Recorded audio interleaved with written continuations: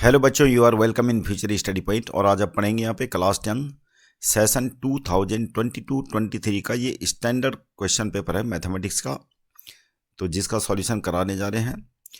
यहाँ पर आज कराएंगे हम section A, section B, section C, section D तो हम पहले सोल्व करा चुके हैं।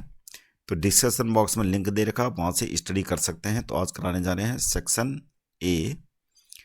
सेक्शन ए में बच्चों 20 क्वेश्चन है, प्रत्येक क्वेश्चन 1 मार्क्स का है। तो क्वेश्चन नंबर 1 करते हैं। Let A and B two positive integer such that A equal to P की पावर 3 क्यू की power 4 and B equal to P square Q की power 3 where P and Q are prime numbers. If HCF A B equal to P की power m Q की power n, LCM है A B का P की power r Q की power s, और हमें m plus n अपर plus s की value निकालनी है। तो आइए करते हैं। ए हमें कितना दे रखा है, तो ए एंड बी क्या है, प्राइम नंबर हैं और उनके फैक्टर हमें दे रखे। ए और बी पॉजिटिव इंटीजर्स है जिनके हमें फैक्टर दे रखे हैं। ए इक्वल टू पी की पावर 3 क्यू की पावर 4 और बी इक्वल टू है पी स्क्वायर क्यू की power 3 where P and Q are prime numbers और पी क्यू प्राइम नंबर है। तो HCF क्या होगा, HCF ए बी का HCF निकाल लेते हैं। तो ए के फैक्टर जैसे कि पी की पावर 3 है और बी की इक्वल टू क्या है, पी स्क्वायर, तो हम कम वाला लेते हैं HCF के लिए, बी स्क्वायर लेंगे। क्यू दोनों साइड में है तो हम कम वाला लेंगे, क्यू की पावर 3। तो ये तो HCF हो गया। अब LCM निकालते हैं।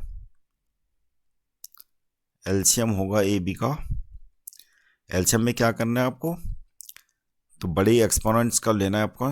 जैसे p की पावर 3 है, इधर p स्क्वायर है तो आपको p की पावर 3 लेना है। इधर q की पावर 4 है, इधर q की पावर 3, तो हम बड़ा वाला लेंगे q की पावर 4। तो ये LCM हो गया। अब हमें क्या करना है, यहाँ पर हमें दे रखे हैं HCF, हमें दे रखा p की पावर m q की पावर n।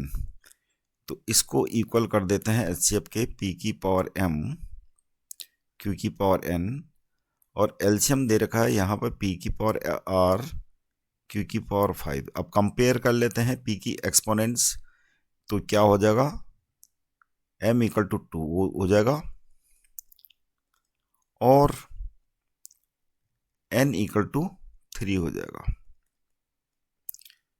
यहाँ पर r इक्वल टू 3 हो जाएगा और s इक्वल टू,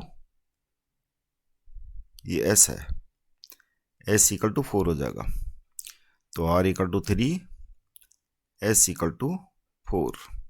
अब हम इसकी वैल्यू आराम से निकाल सकते हैं। क्या निकालना में, m जो हमें निकालना है m प्लस n और r प्लस s का प्रोडक्ट। तो वैल्यू पुट कर लेते हैं। 2 प्लस 3, r कितना है 3, s है 4, तो हो जाएगा 5 मल्टी 7, यानी आंसर कितना आ गया 35। तो हमारा सी सही हो जाएगा। अगला क्वेश्चन है। Let p be prime numbers the quadratic equations having its roots as factors of p is. तो यहाँ पर हमें दे रखा p क्या है, प्राइम नंबर है। अब प्राइम नंबर जो होता है उसके 2 फैक्टर होते हैं, एक तो नंबर इटसेल्फ एंड 1। तो p प्राइम नंबर है तो p के 2 फैक्टर होंगे, एक तो खुद p होगा और एक 1 होगा। अब दो फैक्टर हमारे पास आ गए, तो अब इसके निकालते हैं हम। अब ये क्या बता रहा है, the quadratic equation having its roots as factors of p। तो p के फैक्टर ही इस क्वाड्रेटिक इक्वेशन के रूट्स हैं। तो ये अल्फा हो गया और ये बीटा हो गया। अब जो क्वाड्रेटिक इक्वेशन 2 रूट दे रखे हों तो क्वाड्रेटिक इक्वेशन कैसे निकालते हैं, तो हमारे पास फॉर्मूला है x square minus alpha plus beta x plus alpha beta. तो वैल्यू पुट कर लेते हैं एक्स स्क्वायर माइनस, और एक रूट इसका बोल रहा है कि दोनों जो p के जो फैक्टर्स हैं वो क्वाड्रेटिक इक्वेशन के रूट्स हैं। तो अल्फा p है, बीटा 1, तो ये हो गया 1 मल्टी पी, पी मल्टी 1 क्या हो जाएगा, पी हो जाएगा। तो ये हमारा क्वाड्रेटिशन आ गया। तो कौन सा वाला होगा सही, X square minus P plus 1 X यानी प्लस पी इक्वल टू, यानी बी वाला सही हो जाएगा। अगला क्वेश्चन है, if alpha and beta are zeros of polynomial and alpha plus beta equal to alpha beta then P is. तो हमें क्या है, हमें जो पॉलिनोमियल दे रखा है वो दे रखा है, ये हमें पॉलिनोमियल दे रखा है F X equal to P X square minus 2x plus 3p, और हमें क्या है alpha plus beta equal to alpha beta हमें दे रखा है। तो यहाँ पर से निकाल देते हैं अल्फा प्लस बीटा कितना है, अल्फा प्लस बीटा यानी माइनस बी अपॉन ए होता है फॉर्मूले में। तो बी क्या है यहाँ पे -2 है, और पहले से माइनस ये फॉर्मूले का माइनस हो गया, ये -2 हो गया, अपॉन ए कितना है, पी है। तो ये आ जाएगा हमारा 2/p। ये alpha plus beta equal to 2/p आ गया। अब दूसरी रिलेशन क्या है, दूसरी रिलेशन है alpha beta equal to c/a। तो c/a, c कितना आ जाएगा यहाँ पे, c हो जाएगा हमारा ये 3p, और a हो जाएगा हमारा ये p। तो अल्फा बीटा यहाँ से आ जाएगा हमारा, p से p कैंसिल, 3। और हमें जो चीज़ दे रखी है, इसने बता रखा कि alpha plus beta equal to alpha beta है। तो अल्फा प्लस बीटा हमारे पास 2/p है, अल्फा बीटा 3 है। तो p इक्वल टू हमारा कितना आ जाएगा, 2/3 आंसर। तो b हमारा सही हो जाएगा। अगला क्वेश्चन है, if system of equations 3x plus Y equal to 1। तो हमें जो यहाँ पर दो लीनियर इक्वेशन दे रखी हैं 3x प्लस वाई, इनको स्टैंडर्ड फॉर्म में लिख लेते हैं। ये इक्वेशन नंबर 1 हो गई। और दूसरी इक्वेशन क्या दे रखी है, 2k minus 1 X plus k minus 1 Y, और इधर ले आते हैं इसको 2k minus plus 1 equal to 0। ये हो गया दोनों लीनियर इक्वेशन जो दे रखी हैं। और ये बता रहा है कि these linear equations are inconsistent. Inconsistent का मतलब दोनों पैरेलल लाइंस हैं। अगर हम ग्राफिकली ड्रॉ करें इनको तो उसकी कंडीशन क्या होती है, a1/a2 equal to b1/b2 should not be equal to c1/c2। तो हमें k इक्वल टू लाना है, k का वैल्यू निकालना है। तो हम ये a1 कितना है यहाँ पे 3, a2 है हमारा 2k माइनस 1, b1 कितना है, y का कोएफिशिएंट यहाँ पे 1 है, और b2 हमारा यहाँ पे k माइनस 1 है। अब क्रॉस मल्टीप्लाई कर लेते हैं तो ये हो जाएगा 3k minus 3 equal to 2k minus 1। ये हो जाएगा 3k minus 2k equal to -1 plus 3, ये 2 हो जाएगा और ये k हो जाएगा। तो k इक्वल टू कितना आ गया हमारा, 2 आ गया आंसर। तो d हमारा सही हो जाएगा। Question number 5, if the vertices of a parallelogram PQRS taken in order. कोई पैरेललोग्राम दे रखा हमें, पैरेललोग्राम PQRS, इसके कोऑर्डिनेट दे रखे 3,4, Q के कोऑर्डिनेट हैं -2, 3, और R के कोऑर्डिनेट हैं -3, -2, और हमें S के कोऑर्डिनेट निकालने हैं। इसके कोऑर्डिनेट को मान लेते हैं A और B।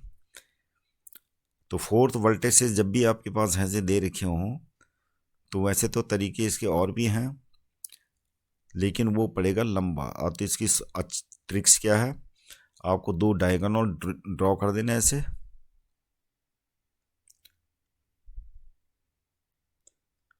और यहाँ पे पॉइंट ऑफ इंटरसेक्शन हो गया। तो जो डायगोनल्स के हमें कोऑर्डिनेट पता हैं 3, 4, यानी P और R के हमें कोऑर्डिनेट पता है। तो हम मिड पॉइंट निकाल लेते हैं ओ। दोनों डायगोनल एक दूसरे को क्या करेंगे, बाइसेक्ट करेंगे। तो क्या होगा, जो मिड पॉइंट ऑफ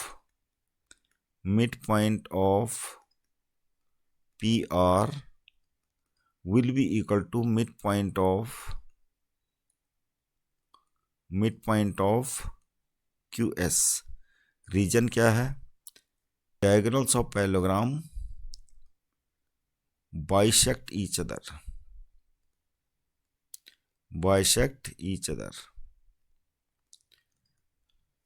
तो इसलिए दोनों के मिड पॉइंट क्या होंगे, कोइंसिडेंट होंगे। पी आर का मिड पॉइंट वही होगा जो क्यू एस का मिड पॉइंट होगा।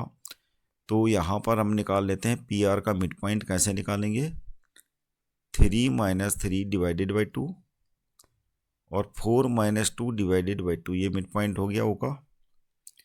और mid point of Q S, क्योंकि एस के कोऑर्डिनेट हमने मान रखे हैं ए, तो ये हो जाएगा a - 2 divided by 2 b + 3 divided by 2।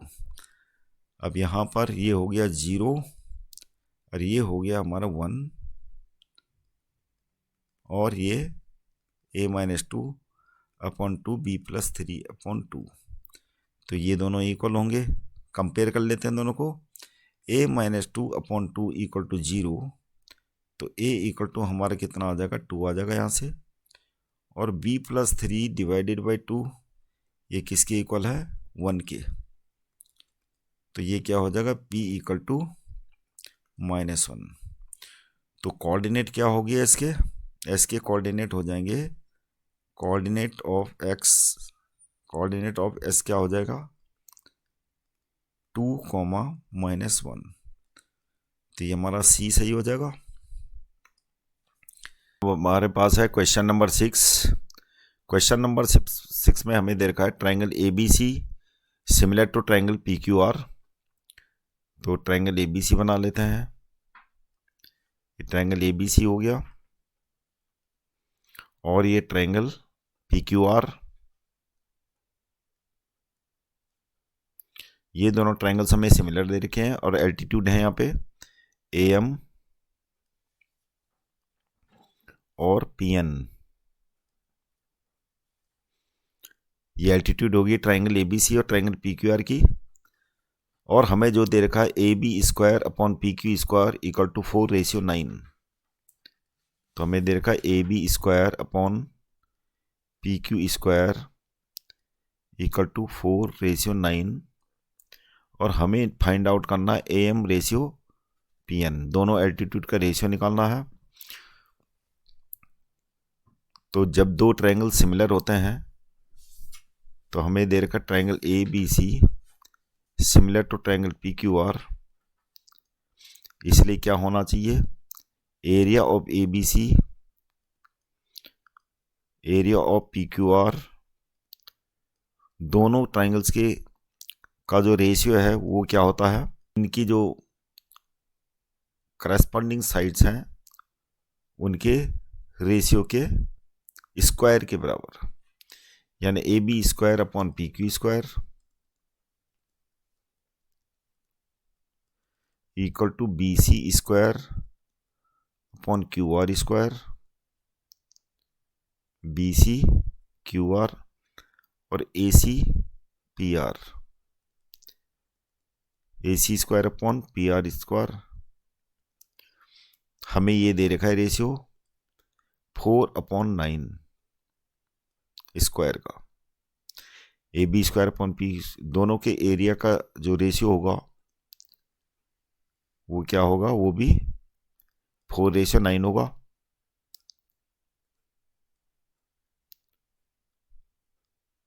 अब यहाँ पे ट्रायंगल ABC का एरिया निकाल लेते हैं, half multi base multi altitude. तो बेस क्या है यहाँ पर BC है, एल्टीट्यूड क्या है AM।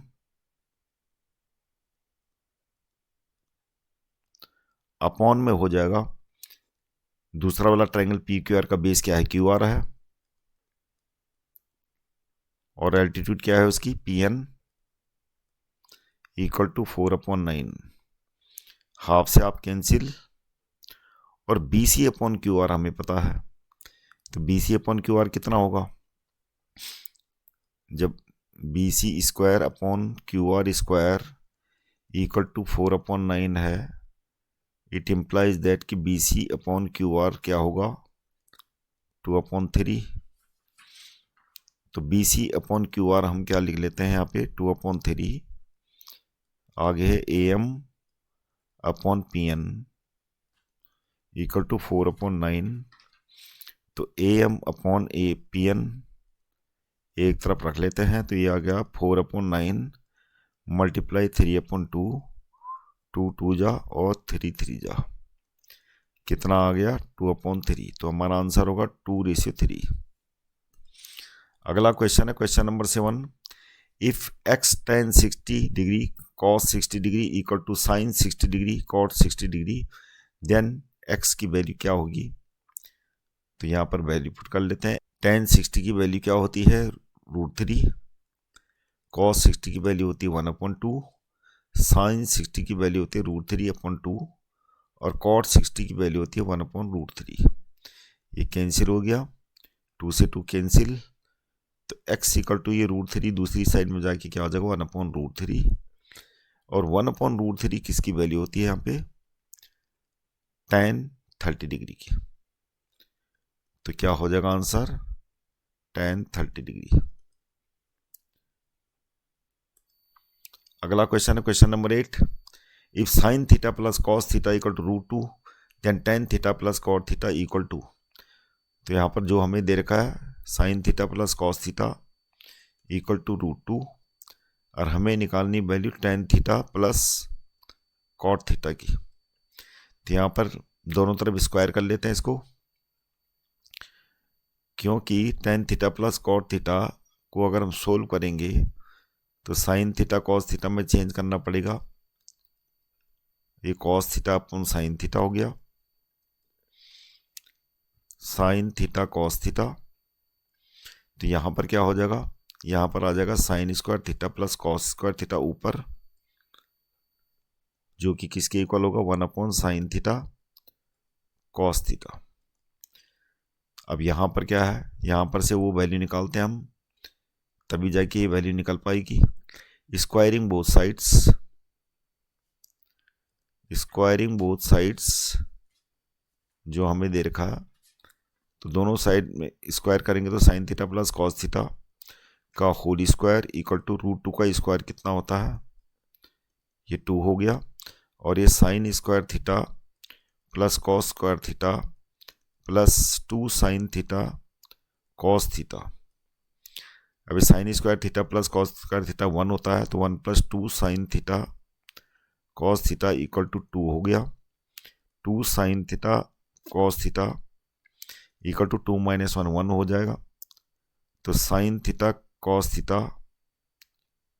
ये आ गया 1/2 theta cos theta equal to, ये वैल्यू हम पुट कर लेते हैं यहाँ, तो क्या हो जाएगा 1/2 यानी 2 पर आ जाएगा। तो 2 हमारा आंसर आ गया बी।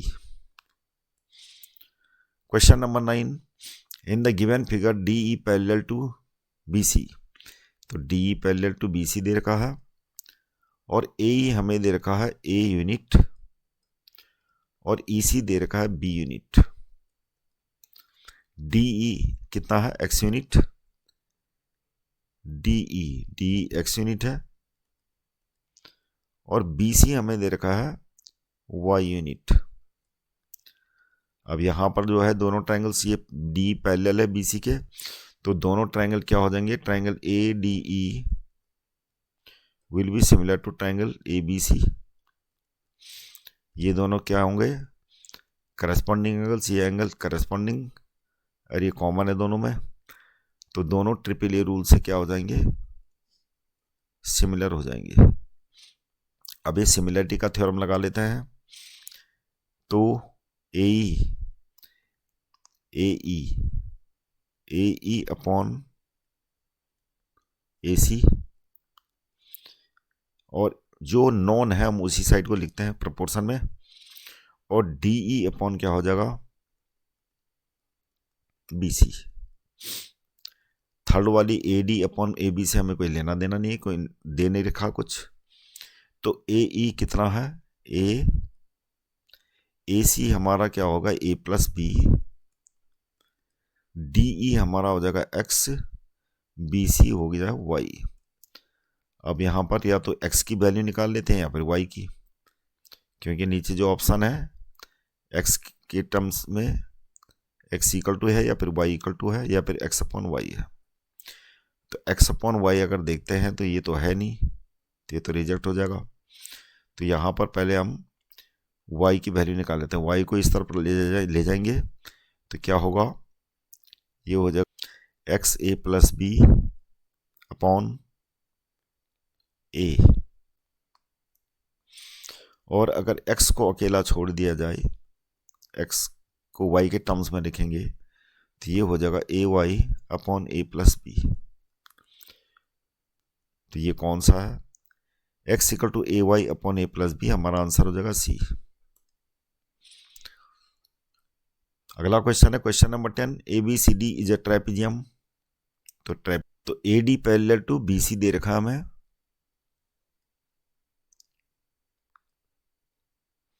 ये ट्रेपेजियम हो गया, और A D parallel to B C दे रखा है।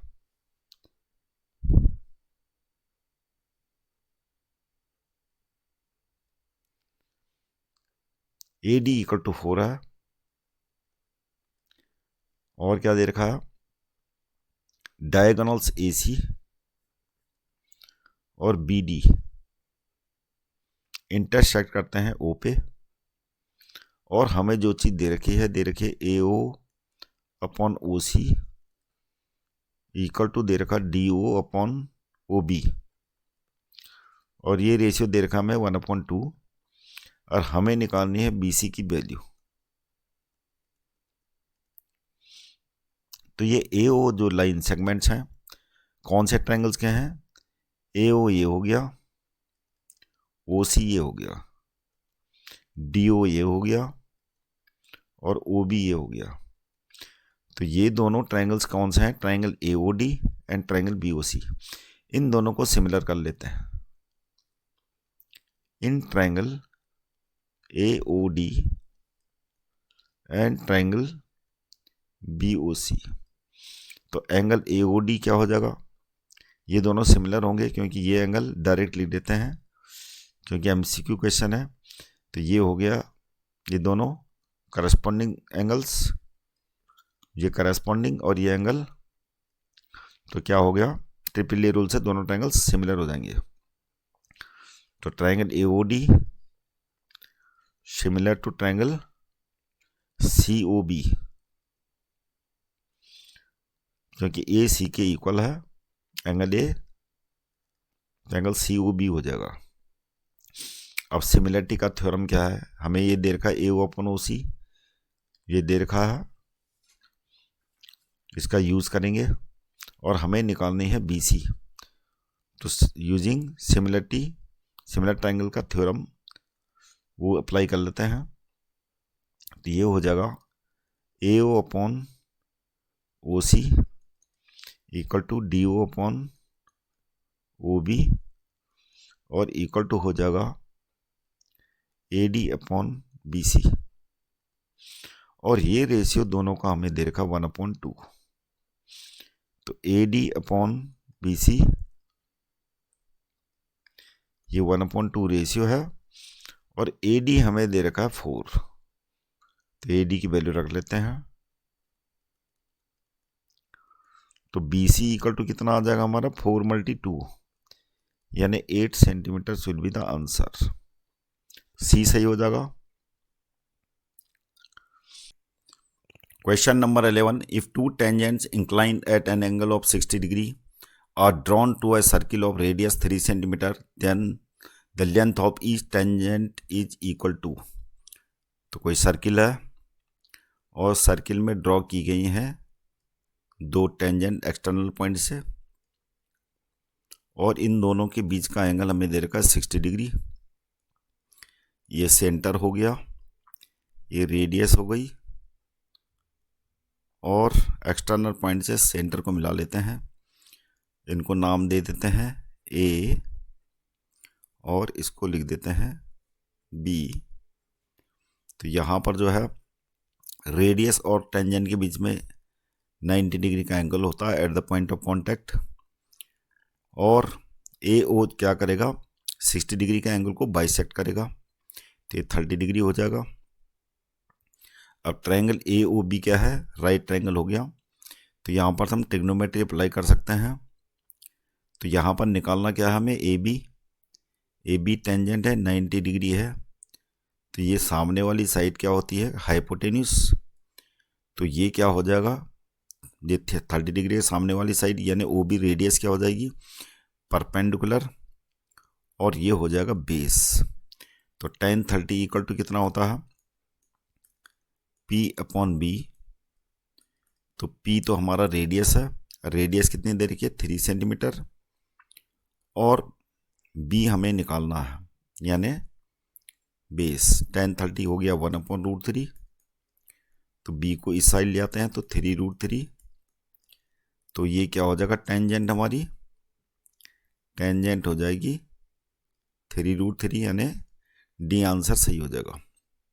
Question number 12, the area of circle that can be inscribed in A square of 6 centimetre is.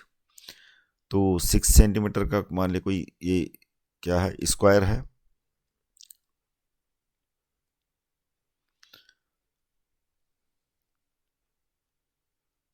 और ये एक सर्किल इंस्क्राइब्ड है इसके अंदर। इसका एरिया क्या हो सकता है हमें निकालना, इस सर्किल का एरिया क्या हो सकता है। स्क्वायर की साइड है 6 सेंटीमीटर, तो इसका एरिया क्या हो सकता है,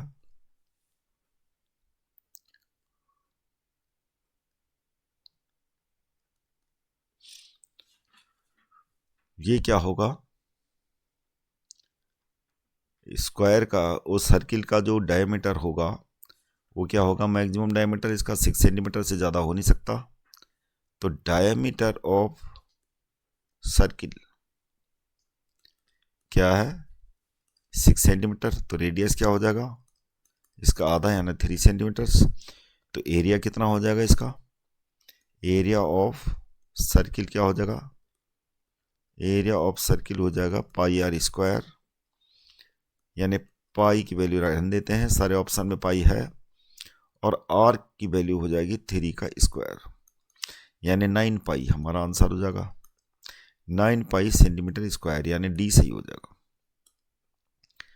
question number 13, the sum of the length breadth and height of a cuboid is 6√3 centimetre and the length of its diagonal is 2√3, the total surface area of the cuboid।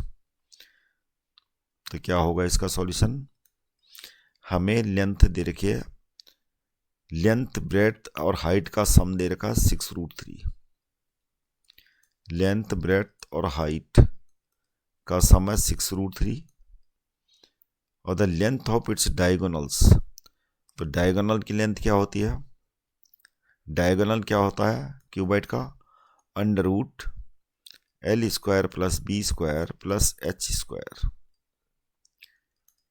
ये formula है diagonal निकालने का। अब इसको कैसे निकालेंगे, diagonal की length दे रखी है हमें कितनी, 2√3 है।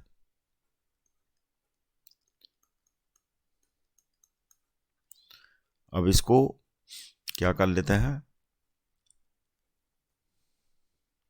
Squaring both sides,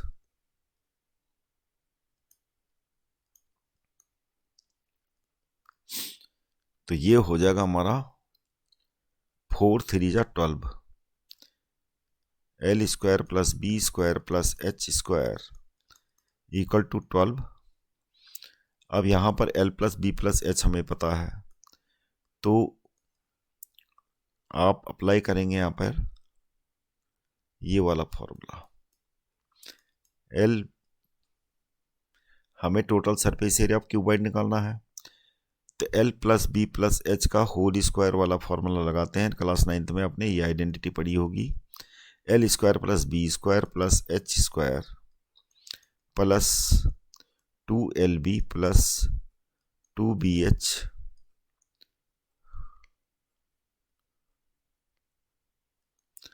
plus 2HL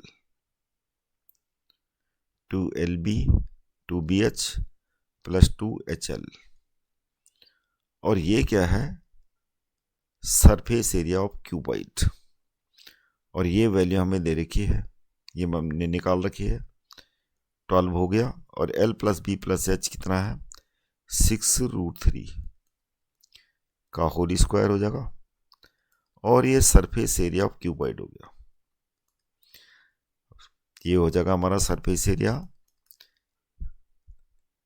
108 minus 12 96 centimetre square will be the answer. C सही हो जाएगा। अब question number 14, if the difference of mode and median of a data is 24 then the difference of median and mean. तो हमें क्या निकालना है? Difference of median and mean. तो मीन को हम रिप्रेजेंट कर लेते हैं एक्स के ऊपर बार, मीडियन को करते हैं स्मॉल m और मोड को करते हैं कैपिटल M। तो रिलेशनशिप क्या होती है मीन मोड मीडियन में? 3 मीडियन यानी 3 मीडियन, मीडियन क्या है? स्मॉल m माइनस 2 मीन और इक्वल टू मोड। अब हमें डिफरेंस क्या दे रखा है? मोड एंड मीडियन का दे रखा है। तो मोड और मीडियन इन दोनों का डिफरेंस 24 है। हमें निकालना है मीडियन एंड मीन का डिफरेंस। तो यहाँ पे मोड को इस फॉर्मूले में सब्स्टिट्यूट करेंगे यहाँ से।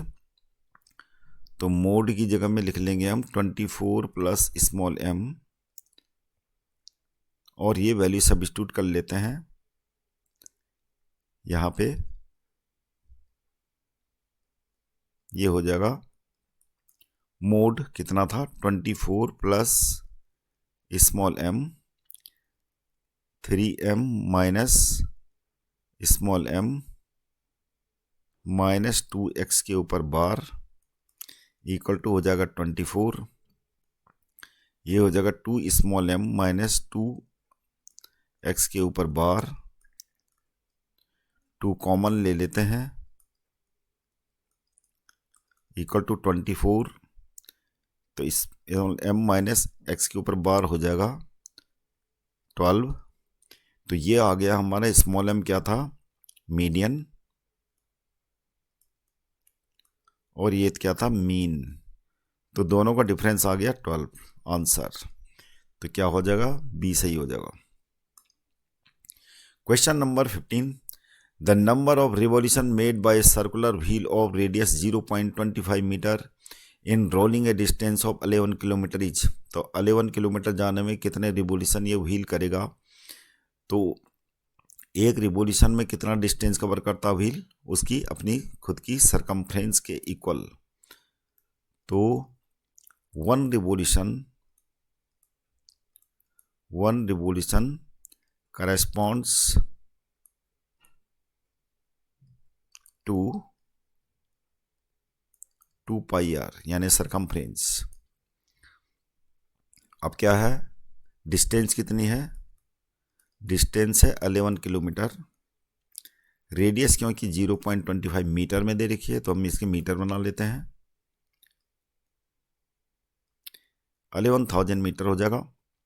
अब 11,000 को डिवाइड किया, नंबर ऑफ रिवॉल्यूशन कैसे निकालते हैं? Number of revolution equal to क्या होता है? Distance covered by the wheel upon में 2 पाई r, यानी एक रिवॉल्यूशन में 2 पाई r डिस्टेंस कवर करता है। डिस्टेंस हो जाएगी 11,000 2 मल्टी पाई अपॉन 7 वो 20/7। r कितना है? 0.25। 7 ऊपर आ जाएगा। 11,000 मल्टीप्लाई 7 2 मल्टी 22 यानी 44 हो जाएगा। ये 0.25 0.25 का डेसिमल हटा देते हैं तो ये 25 4 जा हो गया। 4 से 44 कट गया 11 टाइम्स। 11 से ये कट जाएगा 1000 टाइम्स। तो कितना आ गया 7000 रिवोल्यूशन आ जाएगा, हमारा आंसर हो जाएगा डी सही। Question number 16, for the following distribution, class दे रखी है और फ्रीक्वेंसी दे रखी है और हमें निकालना the sum of lower limits of the median and modern class. तो मॉडल क्लास तो यहाँ पर मैक्सिमम फ्रीक्वेंसी कहाँ पे 20 है, तो मॉडल क्लास तो ये हो गई, ये मॉडल क्लास का lower class interval lower limits क्या है, यहाँ पर लोअर लिमिट है किसकी, लोअर लिमिट है 15। अब निकालते हैं मीडियन क्लास, उसके लिए हमें CF निकालना पड़ेगा, कम्युलेटिव फ्रीक्वेंसी। तो ये बना लेते हैं यहाँ पे 10, ये हो जाएगा 25, 37 और ये हो जाएगा 47 और ये हो जाएगा 56। तो ये n हो गया, n/2 कैलकुलेट कर लेते हैं, 56 डिवाइडेड बाई 2 यानी 28। तो 28 को कौन एसेस कर रहा है यहाँ पे, 28 यानी किसके अंदर होगा, 37 के अंदर। तो हमारी मीडियन क्लास क्या हो जाएगी, ये हो जाएगी, ये मीडियन क्लास, इसकी लोअर क्लास क्या है 10। तो हमें क्या करना, दोनों की जो लोअर लिमिट है दोनों का सम निकालना है। तो दोनों का सम क्या हो जाएगा, sum of lower limit, sum of lower limits क्या हो जाएगा दोनों की, 10 + 15 यानी 25 इज द आंसर। तो क्या हो जाएगा, बी सही हो जाएगा। अब question number 17, 2 dice are rolled simultaneously, what is the probability that 6 will come up at least once? तो इसके लिए कॉलम बना लेते हैं, पहले तो टोटल आउटकम निकाल लेते हैं, टोटल आउटकम्स, क्योंकि 2 डाइस हैं और इनको साइमल्टेनियसली टॉस किया गया है, तो क्या होगा, टोटल आउटकम हो जाएंगे हमारे कितने, 6 स्क्वायर। मतलब एक डाइस को 2 बार अगर रोल करा तब भी वही आउटकम आएंगे, और 2 डाइस को रोल करा सेम, तो 36 हो जाएगा ये। अब कॉलम बना लेते हैं अंडरस्टैंडिंग के लिए, 1 2 3 4 5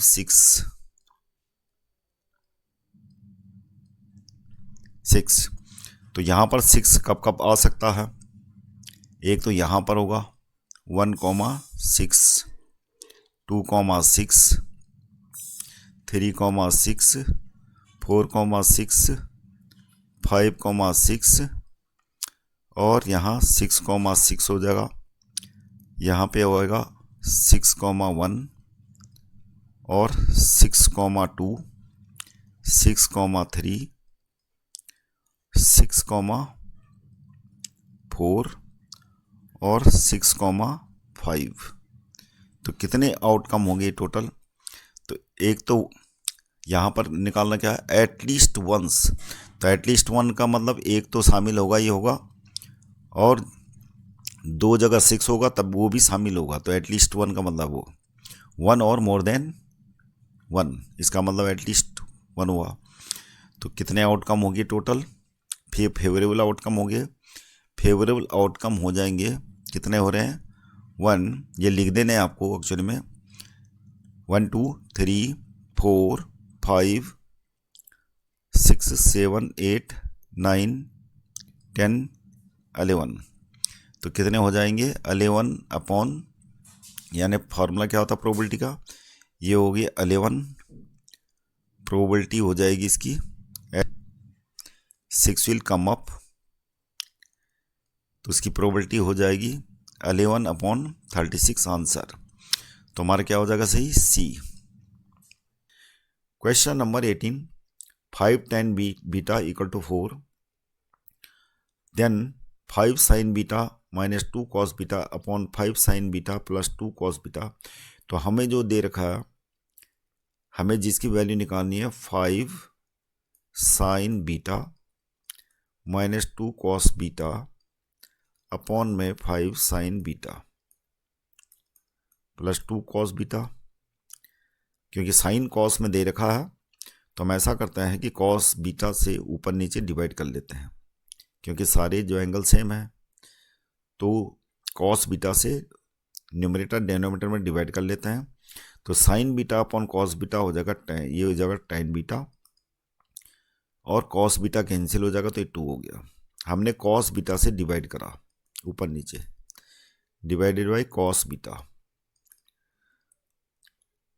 तो 5 यहाँ आ जाएगा tan बीटा प्लस यहाँ पे 2। अब tan बीटा की वैल्यू हमें क्या दे रखी है, यहाँ पे दे रखी है 5 tan बीटा इक्वल टू 4, तो tan बीटा इक्वल टू कितनी हो जाएगी 4/5, तो ये वैल्यू पुट कर लेते हैं।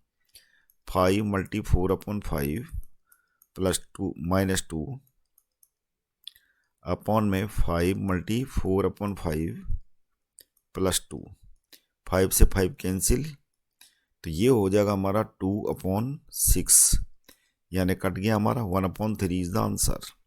तो क्या होगा, ए सही हो जाएगा। क्वेश्चन नंबर 19 एजर्सन और रीजन वाले क्वेश्चन है, तो हमें देखना पड़ेगा कि एजर्सन सही है कि गलत है। तो दे रखा है if product of 2 number is 5780 and their HCF is 17, then LCM is 340। तो फॉर्मूला क्या है, product of 2 numbers, product of numbers equal to होता है उनका एचसीएफ मल्टीप्लाई एलसीएम। तो प्रोडक्ट ऑफ नंबर कितना दे रखा 5780 और एचसीएफ दे रखा 17 और एलसीएम बता रही है तो दे रखा है इसने 340। हम चेक करेंगे तो एलसीएम इक्वल टू अगर 17 से 5780 को डिवाइड करें तो 340 आएगा। इसका मतलब एजर्सन ए तो राइट है। अब देखते हैं reason R, HCF is always a factor of LCM, तो ये बात भी सही है। एचसीएफ हमेशा क्या होता है, फैक्टर ऑफ एलसीएम होता है। तो करेक्ट जो है करेक्ट है, ये एक्सप्लेनेशन करेक्ट है, तो इसलिए ये क्या हो जाएगा, हमारा आंसर ए सही हो जाएगा। Question number 20 if the coordinates of the mid points of the sides A B and A C of triangle A B C. अब ये ट्राइंगल ए बी सी दे रखा है, ट्राइंगल ए बी सी, और इन दोनों मिड पॉइंट के coordinate दे रखे हैं। ए बी का मिड पॉइंट है ये डी 3,5 और यहाँ पर दे रखा है ई, इसका मिड पॉइंट है -3, -3। अब यहाँ पर ये बता रहा है कि बी सी कितना है 20 यूनिट्स है, और रीजन आर में बता रहा the line joining the mid points of 2 sides, दोनों मिड पॉइंट्स को मिलाने वाली जो लाइन है थर्ड साइड यानी बी सी के, ये लाइन क्या है, इसके पैरेलल होती है। तो ये क्या है, मिड पॉइंट थ्योरम है, क्लास 9th में आपने पढ़ी होगी, तो ये बात तो सही है। अब ये देखते हैं चेक करके कि स्टेटमेंट जो एजर्सन है वो सही भी है कि नहीं है। तो डिस्टेंस फार्मूला अप्लाई करके पहले तो डी निकाल लेते हैं। डी को कितना होना चाहिए, 10 होना चाहिए। अब ये होता है कि नहीं हो चेक करेंगे। डिस्टेंस फार्मूला अप्लाई करके क्या हो जाएगा, 3 + 3 का होल स्क्वायर प्लस 5 + 3 का होल स्क्वायर, तो ये आ जाएगा हमारा कितना 81 प्लस ये हो जाएगा 64 और ये हो जाएगा हमारा √145। तो ये किसी भी हालत में 10 नहीं आ सकता, तो इसका लिए क्या हो गया, एजर्सन ए तो क्या है, ये रॉन्ग है और रीजन आर ट्रू। तो हमारा आंसर हो जाएगा assertion A is false but reason R is true. तो बच्चों ऐसी वीडियो देखने के लिए, एग्जाम प्रिपरेशन के लिए चैनल को सब्सक्राइब कीजिएगा, लाइक कीजिएगा। Thank you very much for seeing this video.